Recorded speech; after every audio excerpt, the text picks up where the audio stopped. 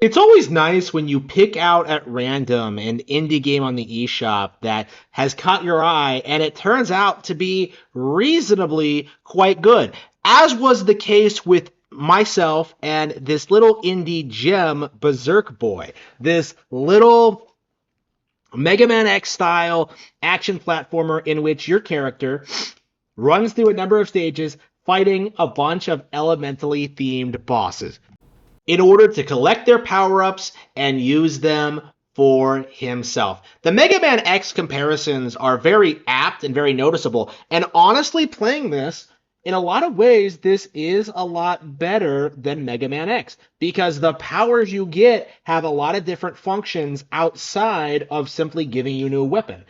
They give you maneuverability abilities. They give you a variety of different things you can do. There's all these really interesting puzzles and objects you can interact with these different suits, and the levels themselves are impeccably well designed, far longer than any Mega Man X stage, far more challenging with intense platforming and great enemy design and mechanics. This is a really remarkable first effort from Berserk Boy Games. And I honestly do think that if they maintain this level of quality, they can deliver on something truly special. Now, as good as Berserk Boy is, as much as I am enjoying it and how much I want to see it do well, it does need to be acknowledged that this game does have a lot of very glaring issues, more so than I think most other indie games I've seen. Chief among them is the presentation. Now, this game fools you at first glance because when you initially see the sprite work and the animations and the stellar gameplay and the great level design, you think the game looks gorgeous. And in a lot of ways, it is. The animations have a lot of color to them. It's flashy. The movement is good. Everything in relation to the actual game is top tier and is honestly worthy of a lot of praise. However, when you look at some weirder mechanical aspects, such as the roughness of some of the platforming, when you see that the UI is kind of sloppy, when you see the menus are kind of simplistic, when you see how often the game repeats its beats over and over again, like every time you get a new power up, the enemy finds your base and attacks it, and you have to go through the same areas over and over and over again to beat them. The game is really strange in this sense, where it's exceedingly high quality in some areas, but extraordinarily lacking in others.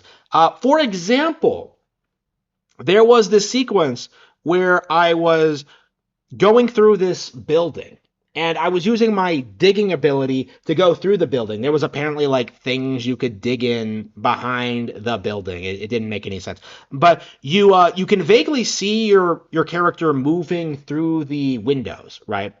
Like what the game wanted to do was obscure your character a little bit by having the foreground in front of you, so you don't really see where you're going or what you're doing, right? You kind of have to like look through the window to see what you're doing. Like, okay, whatever. It's just a gimmick. It's similar to like Donkey Kong Country Returns, shadowy levels in a way, right? You can't see everything that's going on, right? But then you start digging further and further in, and you realize that the little blue power up things that you've been collecting throughout the entire level are clearly visible through the foreground, even though you are supposed to be behind it. So you're going through the ground, you're picking up these blue orbs that you can clearly see, even though they're not supposed to be there. The game is baffling in this regard because, as an actual video game, it's excellent. It's stellar. It's a lot of fun. It has great mechanics. It has a lot of creativity, creative ideas. Uh, but when you actually look at like these weirdly incompetent aspects of it, when you look at these weird like visual errors, when you look at just things like that, it just becomes this big thing of just like, huh? How exactly did they make a mistake like this? Like another example that I noticed when I was playing tonight, they gave you a tutorial and the tutorial gave you the wrong buttons. They specifically tell you that the B button does a certain move and the Y button does the special move, but for some reason on the wind power up, the one that flies around, the buttons are mapped incorrectly. So like whereas everything else has like the melee attack with the B button and the special attack with the Y button, for some reason the wind power has it flipped where the basic attack is the other way around and like the special button is something else. And it's not a big deal. It doesn't take a lot. It doesn't really take a lot of getting used to, but at the same time, it's so clearly a mistake on the part of the developers, right? Where it's not consistent at all with how the other powers function. And when you see an in-game tutorial telling you how it's supposed to be, you genuinely get this feeling that they made this really radical mistake that they haven't corrected. And it's not a big issue at all, right? It's a button mapping thing. It doesn't ruin the experience at all. It's a minor issue that you'll easily look past. You can look past. But at the same time, something like that is insanely amateurish. And I mean insanely. I have never seen anything happen like this happen ever. It just seems like a fundamental problem with the developers in which they have a really good ability at making really cool character powers, applying them in really interesting ways in the setting, in like the actual game, and then like just really struggle at tying it all together. Because there are a lot of times where you're running through these stages and you kind of notice things like, oh, they want me to go left here, right? This game is a little bit different than Mega Man X in the sense where like it is an action platformer, but you have teleportals. So you actually can teleport all over the stage and do sections, go back and like find secrets and stuff like that.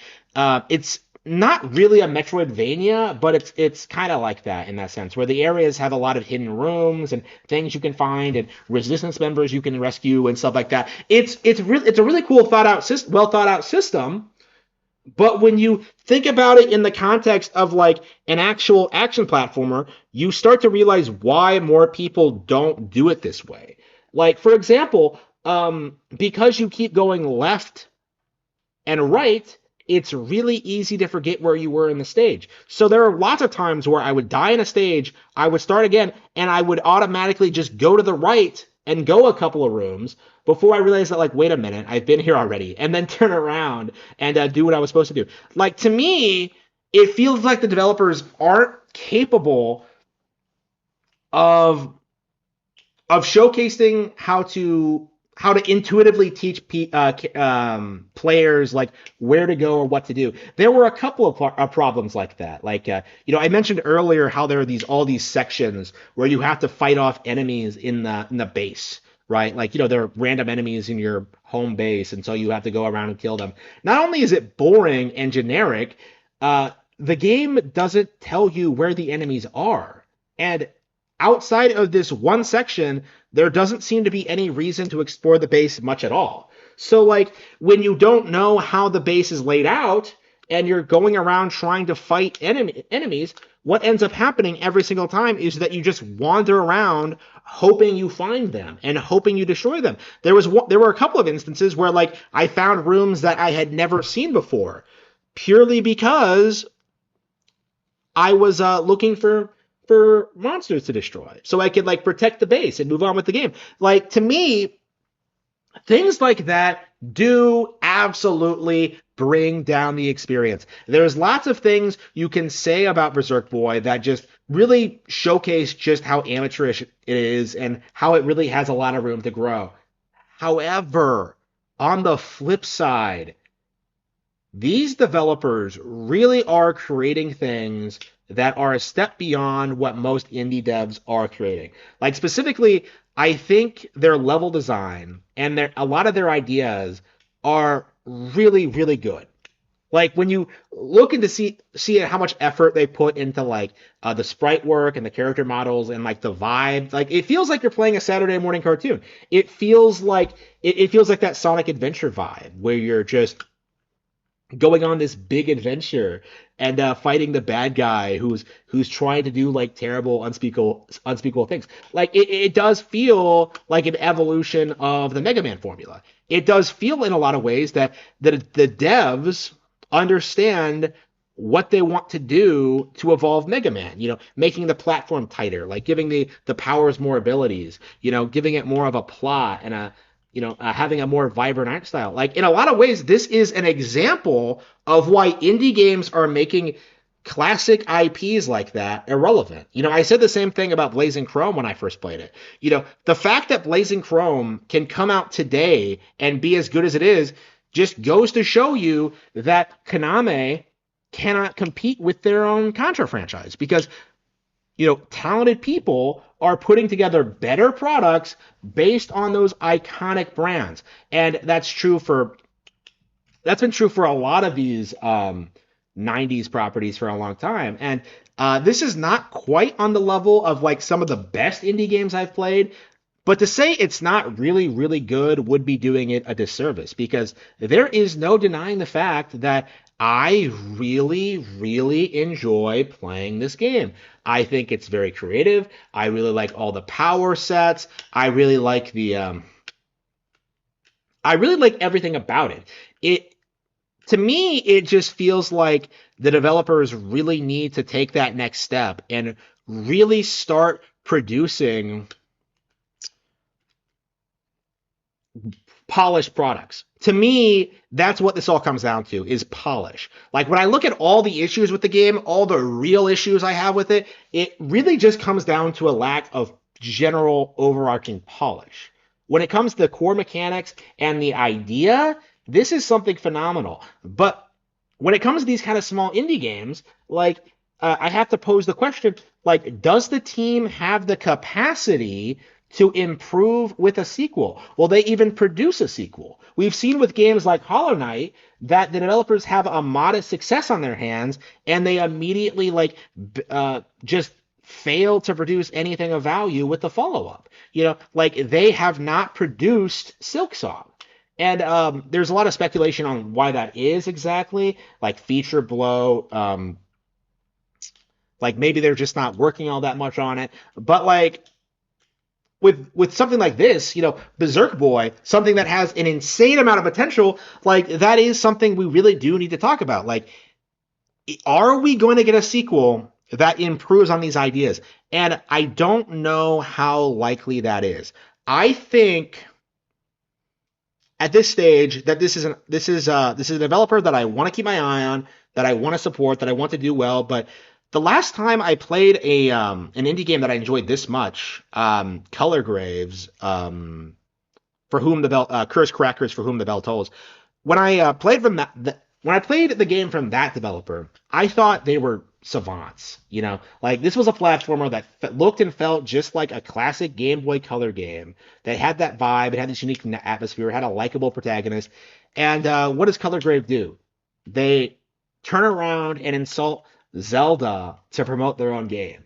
And to me, it's just I'm concerned that something similar might happen to this. Like, these developers that have really genuine, real talent who produce genuinely good, high quality games, they may end up going down a dark path, like so many others. It remains to be seen, but right now, I think Berserk Boy is absolutely well worth checking out.